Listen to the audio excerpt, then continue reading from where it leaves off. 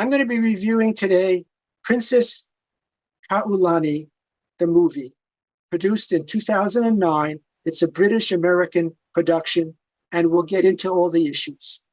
Let's get started.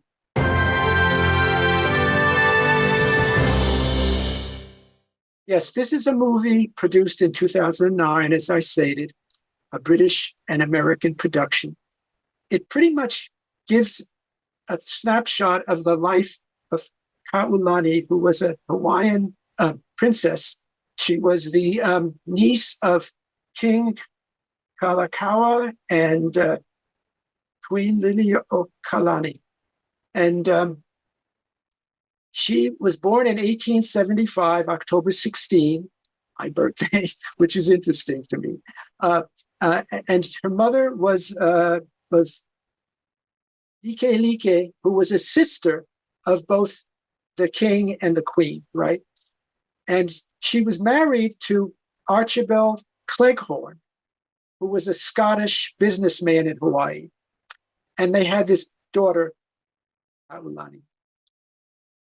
Just as an aside, she was previously betrothed to a member of the Kamehameha clan, who, because he was deemed illegitimate under the new Christian laws, right?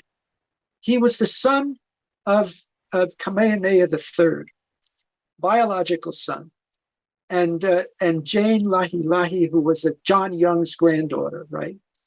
And John Young was a British sailor who was very close with Kamehameha, the great Kamehameha I. He was his advisor. So because Hunu Ikea was deemed illegitimate, he was never allowed to get to the throne. So this was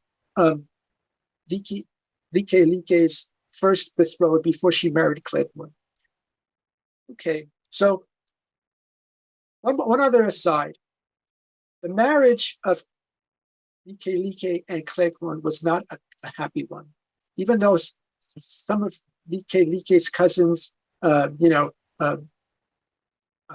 were like Bernice Pauahi Bishop was in a pretty happy marriage with her Caucasian husband, and also her sister, Liliʻuokalani, was in a pretty happy marriage with Dominus.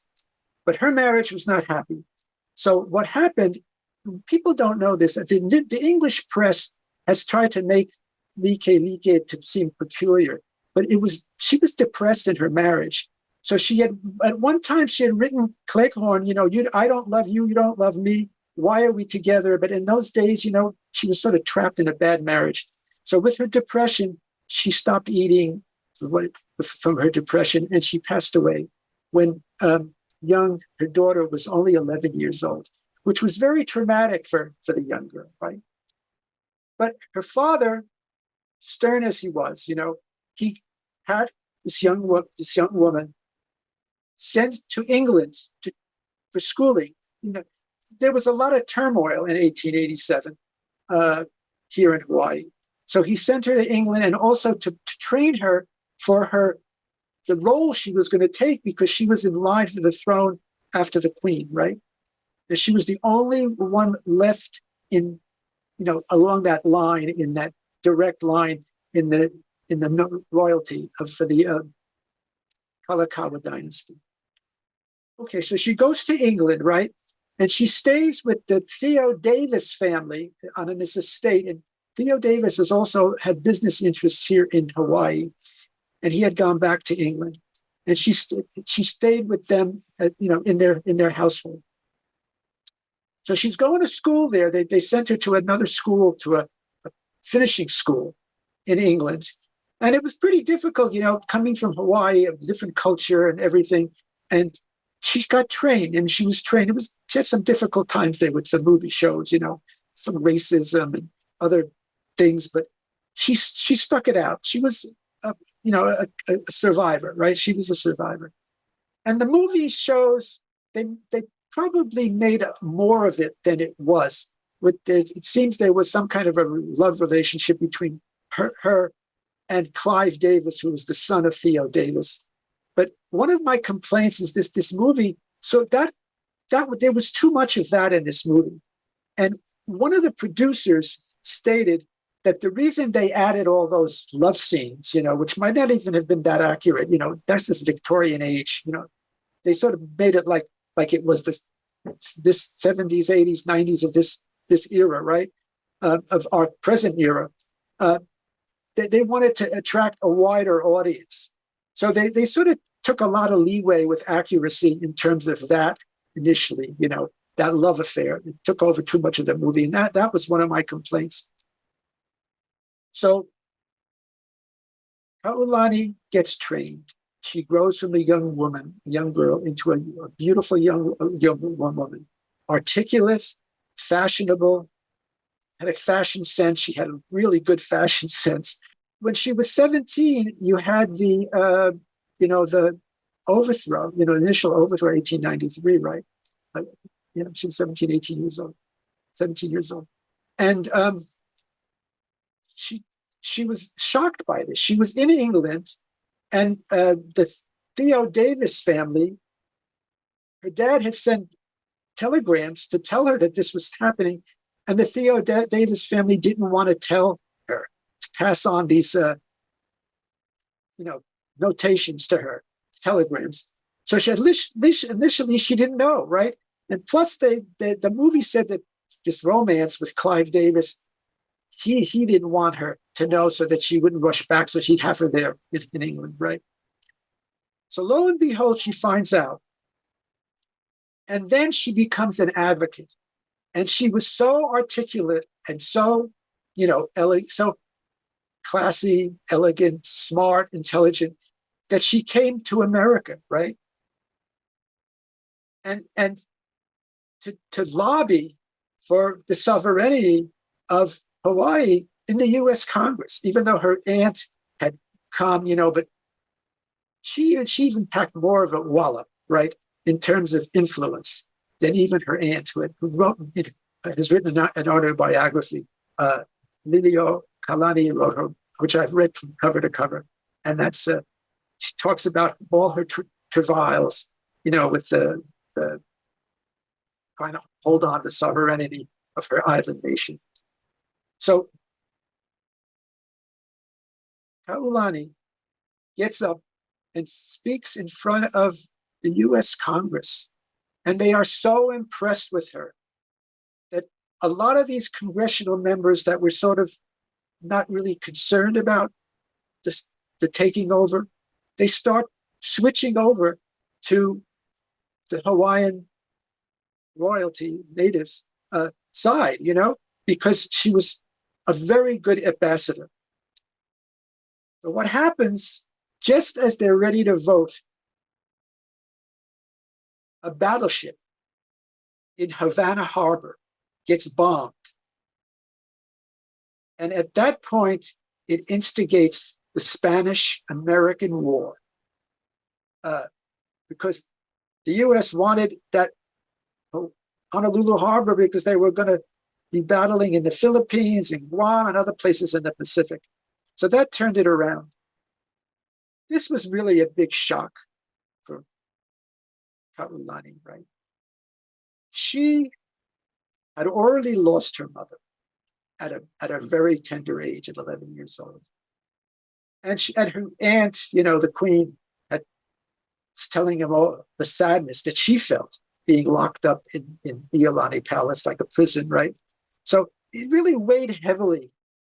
So lo and behold, she comes back to Hawaii.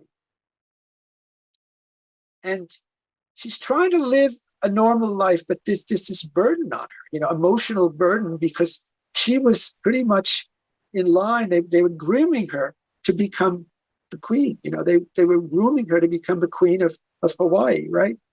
After her aunt, So she tries to get back to her normal activities, and she's trying to be a hostess at their house in Waikiki, with her father. And she's being a hostess, whatever. And then one of her cousins, Parker Ranch, over on the Big Island, is going to have a wedding. So she goes to the wedding, and then there's festivities, activities, they're doing things. So all these young people are going horseback riding. So Kaiulani, as brave as she was, the others wore heavy clothing. She did not. She just wore light clothing. The weather seemed to be good, you know. And then a rainstorm, cold rainstorm came. And she got caught in that cold rainstorm with very light clothing. And unfortunately, she came down with some kind of a virus condition, which led to rheumatic myocarditis around her heart. And this was in January when this happened. So she goes back to the home in Waikiki, right, with her dad's and her home, right? And she lingers for 2 months. And then in March, she passes away. And it was so tragic because she was so young and such a wonderful young woman. And she passes at that age. Now, the movie, as a backdrop, gets into a lot of the historical events, cataclysmic events that are sort of well known. And there's a few things that the producers have played with some of the basic history. There's some holes in it, right? And one of the producers, he said that, as I said, they wanted to appeal to a larger audience. And that's why they got into the whole romantic thing. They blew that Clive Davis romantic thing out of proportion.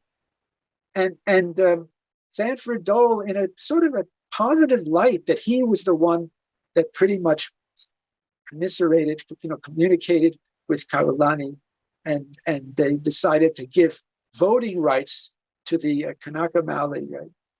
To the Native Hawaiians, right? So I don't know if that scene was really accurate. However, the Native Hawaiians were given some kind of limited voting rights to vote for a representative, a non-voting representative in Washington.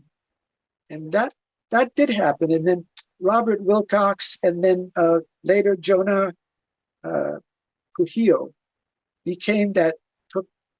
were voted in for those positions.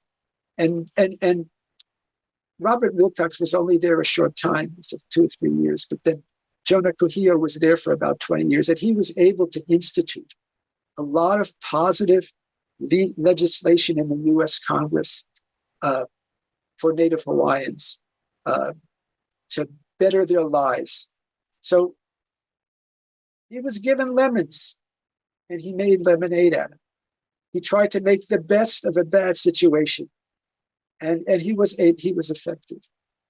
So this is the story of Kaiulani, and the movie gets into a lot of intricacies and in some of the incidents that she found in England, racial incidents, But it was a different age too. This is from the Victorian age in England.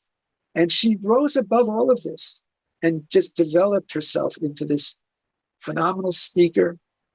And she still had, a Hawaiian heart. Her heart was still with Hawaii, even though she had lived a number of years training in England. So she's sort of straddling two different cultural viewpoints, right? And they show Thurston, who was he was the power behind the ones who wanted to overthrow the royalty, the monarchy, right? And they show him, very aggressively, and then they show Dole not as aggressive, but all these guys were part of this overthrow. I mean, they were that whole crew, And it was a coup d'état because it was an arm. It was as most historians, others know, this was an armed rebellion against the monarchy, and the protectors of the monarchy were not. There were only a small group, that were protecting the iulani Palace, and they were overtaken. And then Robert Wilcox, Queen Liliʻuokalani, she initially was totally against, this overthrow. Obviously, of course she would be, and then Robert Wilcox started a counter-revolution, but was not able to succeed. Robert Wilcox eventually even split from Queen Liliʻuokalani, that he wanted no monarchy, but he wanted a Hawaiian-based republic, secular, not a monarchy. But even with that, the American businessmen and British businessmen, few Papa Hawaiians, they wanted to become part of the United States. And a lot of this was economic. Their anger at King Kalākaua was based on how much he had spent on building Iulani Palace. But Kalākaua was a Renaissance man. He understood things really, really well, that in order for Hawaii to survive in that era that was, most countries were monarchies, that he had to present Hawaii on an equal footing. So that's why he built that Iulani Palace and took on a lot of the pomp and circumstance of European nations, just to show that Hawaii can stand its own. King David Kalākaua, he had visited Edison in New York, in New Jersey, to learn about electricity. And, that's how he was scientifically oriented. So he met with Edison, and then Hawaii, Honolulu, was one of the first places in the world to get electric power. And downtown Honolulu, plus the Iulani Palace, was lit up. And little Iulani, who was like 12 or 13 years old at the time, she pulled a switch to light up Honolulu. Now, David Kalākaua also had met with popular science, yeomans. And the connection, there were the earlier days with the missionaries were much more peaceful. It was only later that the children of the missionaries that were the issues with the overthrow. So William Little Lee, who was the Supreme Justice of Hawaii that was appointed by Kamehameha III, right? He had married a woman from New York. And after he died, very young, here in Hawaii, she went back to New York and married this guy, Humans, who was the editor of Popular Science. And she probably arranged a meeting too with the king, with this Humans, because the king was so interested in science. So he was really a pretty advanced guy, king, right? So all of these things pretty much played into all the telephones in the Iulani Palace, all the latest technology in 1882, that when the Iulani Palace was completed, way ahead of a lot of other countries, monarchies, and even the United States. Washington, D.C. did not have electric until after Honolulu. So Honolulu was just really, really way up there, right? The issues I have is that Sanford Dole was depicted in a positive light. That scene where he's shown with Kaulani, talking with her, and he stands up for the Hawaiian, voting rights, limited voting rights, right? I don't know if that was accurate. I couldn't find anything. I did a little bit of research that scene. So we get back to the fact that there were changes to history because of trying to, look for a wider audience, right, on the producers, right? And I know Native Hawaiians initially were upset with a lot of this, and rightfully so, because distorted the history, And I said that too much time spent on that, what was supposed to be a love affair between her, Kaulani and Clive Davis. So, and then initially this movie was really called there was an insulting title, which Native Hawaiians were Kanaka Valley. They were not happy with, justifiably so. So there was a lot of controversy with this movie. But the bottom line for me is this is the story of this woman, young woman, who was so above board, and she was so classy, intelligent, fashion conscious woman that a lot of maybe some people here in Hawaii know of her, but that movie pretty much displayed her life. And whatever the faults of the movie may have been, right?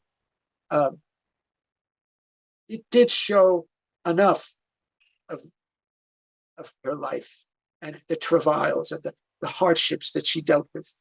And one of the points here on a broader scale is people who are royal in the royal houses, they have a lot of responsibilities, that commoners don't have. I mean, and she felt this, the weight of this, right?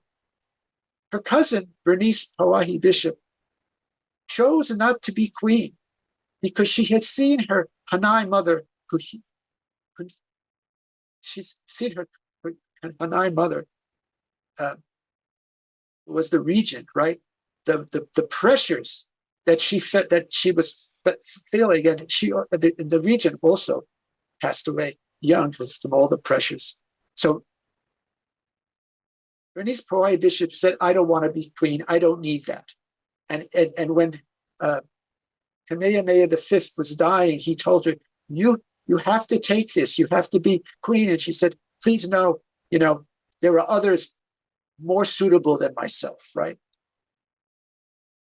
And then the whole thing with Likelike, right, who was the last of the Kamehamehas. He was truly the last of the Kamehamehas. Not Bernice Pauahi Bishop, because she passed away in like 1885 or something, 1884, right? He lived till 1903. The whole idea of, even today, we look at the British royal house and all the strife, the differences between the different players and whatever. So bottom line is, the people in the royal house, they have a lot of pressures on them. And some realize that, like Bernice Pauahi Bishop, and she just said, "I don't want to do this." So this movie, I would suggest people who you want to learn about the life of iulani, that you take a look at this movie, because there's some pretty difficult scenes in there, but and some, as I said, not things were not totally accurate here, but it'll open your mind, and then you can do some more research on what the history. Go to the state archives and do some research on Hawaiian history to broaden your mind, to understand what the situation was at that time. I would give this maybe a 9, even though there's some production problems. The scenery was beautiful, right? The acting was pretty good. They chose Quechua, indigenous Peruvian, half European, for the star role instead of a Hawaiian actress. And it was because she had played Pocahontas in an earlier movie a few years before and had a good job. So they used her instead of a Hawaiian actress, which some of the Hawaiians were not really happy about.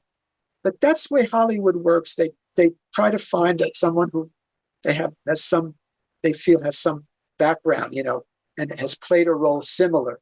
So that's why they chose this Quechua for Peruvian actress. What was her name? Churchill. She went under her mother's maiden name. So take a look at this movie. Go to the archives. Go to other historical repositories and learn about this phenomenal young woman who unfortunately, tragically passed away at such a young age. Hello.